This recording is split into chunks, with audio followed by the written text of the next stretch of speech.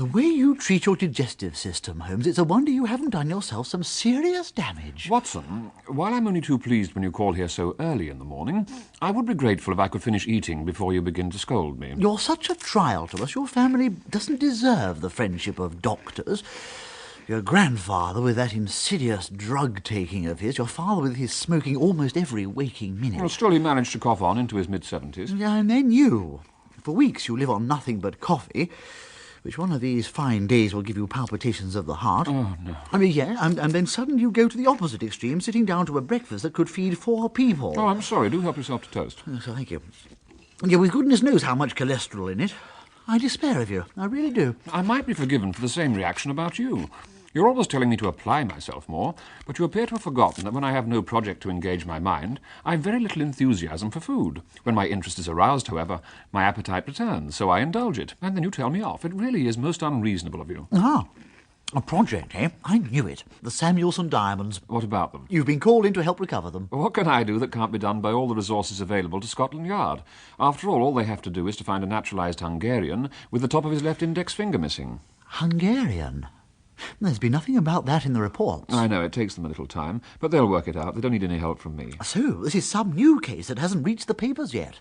Oh, no, it's in all the papers.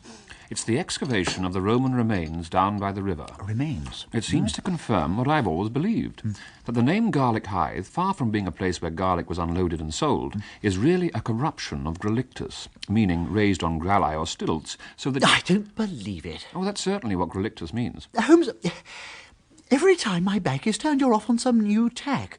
2 months ago, it was all hang gliding. A month ago, you were building a satellite receiver.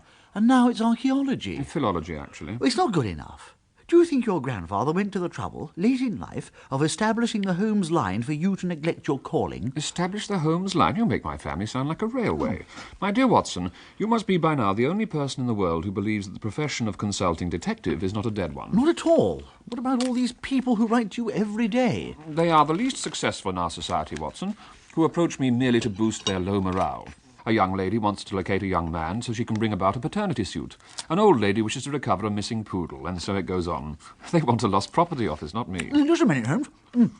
Before you throw them away, don't I recognise the crest on the back of that envelope? I doubt it. Let me see. Oh, very well. Postmark Devon. A boar's head. Great Scott, Holmes, this is the Baskerville crest. Don't tell me Sir Henry Baskerville has written to you. He would need a means more supernatural than the post office. He would be comfortably over 120 by now. Ah, his son, of course. I may read this, mayn't I? Anything to stop you complaining about my drinking coffee. Let's see. My dear Holmes, you might be forgiven for believing this letter to be the ramblings of an old man. Now, indeed, I would not have written but for the insistence of my nephew, Michael. Nephew, eh? Basically, the problem is this. A couple of weeks ago, a sheep was found dead. Oh, dear. It had been badly savaged around the throat. Good Lord. I wonder what could have done that. Oh, careful now, Watson. Don't jump to conclusions. Oh, no, of course. The throat. 2 or 3 times in the last week, there have been strange noises at night. Holmes, I knew it. These noises sound like an animal, but like no animal you have ever heard. The Baskerville name is associated with that ridiculous curse. Holmes, it is. It's the hound. Watson, how could it be the hound? My grandfather emptied a revolver into it, and I understand he was a moderately accurate shot. Because obviously that hound's dead. Well, that was a put-up job anyway. The legend says... Good heavens, Holmes, there might, after all, be a spectral hound loose on Dartmoor. Watson, really? How can a down-to-earth medical man make such a statement? There are stranger things in heaven and earth, Holmes, than any... That's as may be. But where has this hound got its sense of timing from? Why should it lie low for 3 centuries and then appear just at this moment? Ah, so you're saying this is another attempt to use the legend as a cover for some evil purpose? No. Oh. But I will say it's a trivial matter we need consider no longer. Read the rest of Sir George's letter. Let's see.